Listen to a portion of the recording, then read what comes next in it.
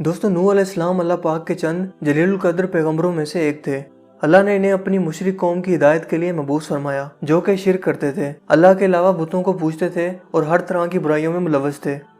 हज़रत नूह अलैहिस्सलाम ने 950 साल तक अपनी कौम की तबलीग की और इन्हें हिदायत पर लाने की पूरी कोशिश की कि वो सिर्फ एक खुदा पर ईमान लाएं और सिर्फ इसी की प्रस्तिश करें, क्योंकि वही एक खुदा है जो तमाम जहानों का पालने वाला है।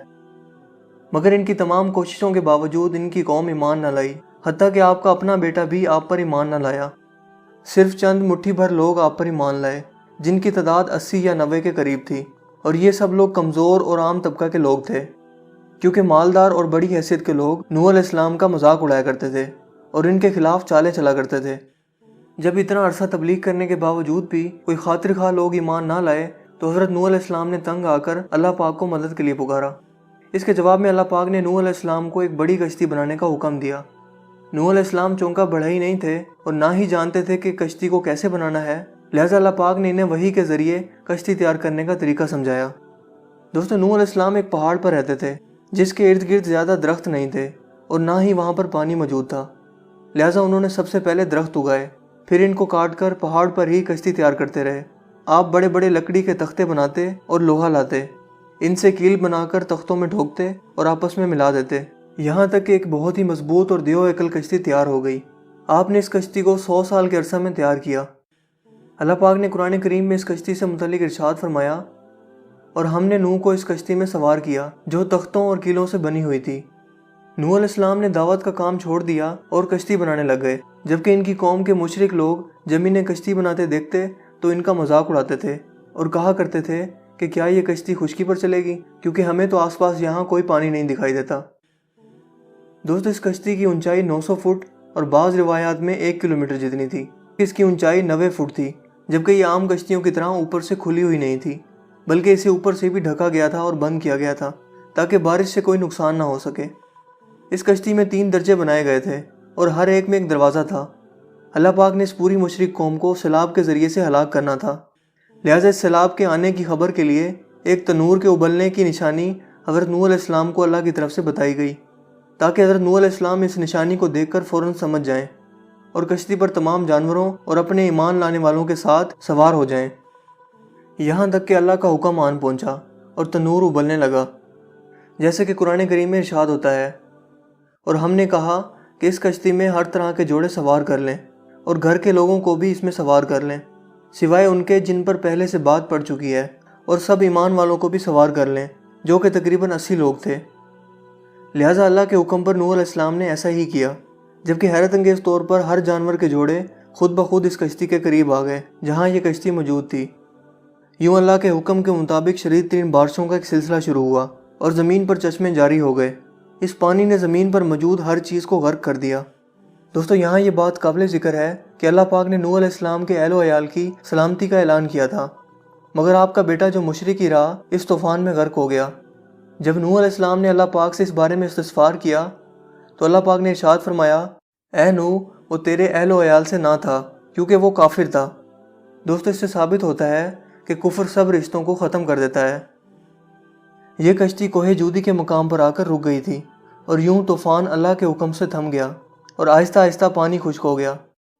हैरत अंगेज़ तौर पर यह कश्ती आज भी मौजूद है और इसे हाल ही में दरियाफ्त किया गया है, जबकि इसका जिक्र वाज़े तौर पर अल्लाह ताला ने 1400 साल कबल कर दिया था। तकरीबन 50 साल कबल तुर्की के एक पहाड़ पर चंद मुहिम जुओं ने इस कश्ती को दरियाफ्त किया और इसकी तस्वीर इंटरनेट पर जारी कर दी। लिहाजा पूरी दुनिया के यहूदी, ईसाई और देहरियों के दरमियान इससे मुतल्लिक एक तवील बहस का आगाज़ हो गया। इस कश्ती के वजूद पर एतराज़ करने वालों ने चंद अहम तरीन एतराज़ात किए, जिनका जवाब देने में यहूदी और ईसाई नाकाम रहे, मगर कुरान करीम में इनका तसल्ली बख्श जवाब मौजूद है। इन जदीद साइंसदानों और देहरियों ने पहला सवाल ये उठाया कि बगैर किसी टेक्नोलॉजी के 6000 साल कबल ऐसी अजीमुशान कश्ती बनाना कैसे मुमकिन है जिसने महीनों समंदर में सफ़र किया हो और तबाह ना हुई हो।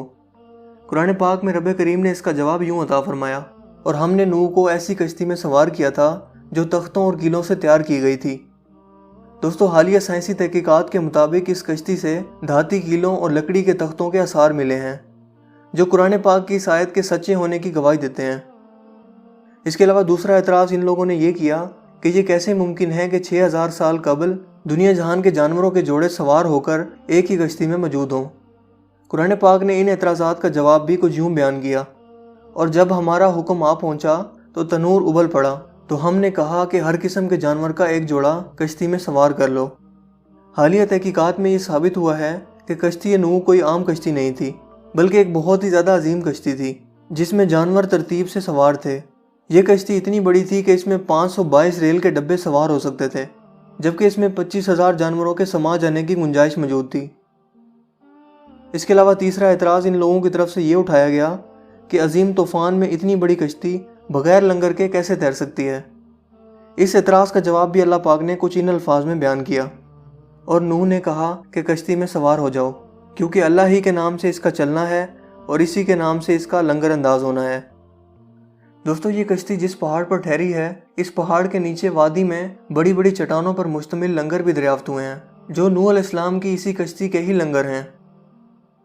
जबकि आखिरी और सबसे बड़ा एतराज़ इन गैर मुस्लिमों की तरफ से ये उठाया गया कि किसी लकड़ी की कश्ती का 6000 साल तक किसी पहाड़ की चोटी पर कायम रहना कैसे मुमकिन है। इस एतराज़ का जवाब भी अल्लाह पाक ने यूं बयान फरमाया, और हमने इस कश्ती को आने वालों के लिए अपनी निशानी बनाकर छोड़ा। दोस्तों, हालिया तहकीकात से ये पता चलता है कि इस पूरे पहाड़ पर जहाँ कश्ती नूह दरियाफ्त हुई थी, इस पूरे पहाड़ी सिलसिले में बर्फ़ सिर्फ इसी चोटी पर मौजूद है जिस पर यह कश्ती दरियाफ्त हुई, और इस पहाड़ पर मौजूद इसी बर्फ़ की वजह से यह कश्ती अब तक महफूज रही। इस तरह इन एतराज़ात के बाद इन गैर मुस्लिमों के पास कोई एतराज़ बाकी नहीं रह जाता कि वो अल्लाह पाक की निशानियों और कुरान पाक की सच्ची किताब होने की तरदीद करें। मगर दोस्तों, फिर भी अल्लाह ताला ने इनके दिलों पर मोहर लगा दी है, और ये सब कुछ जान कर भी ईमान नहीं लाते और अपने कुफ्र पर कायम हैं, जबकि हम बहैसियत इंसान इनकी हिदायत के लिए बस दुआ ही कर सकते हैं। दुआ है कि अल्लाह ताला इनके अक्ल के पर्दों को दूर फरमाए और इन्हें हक और सच को पहचानने की तौफीक अता फरमाए।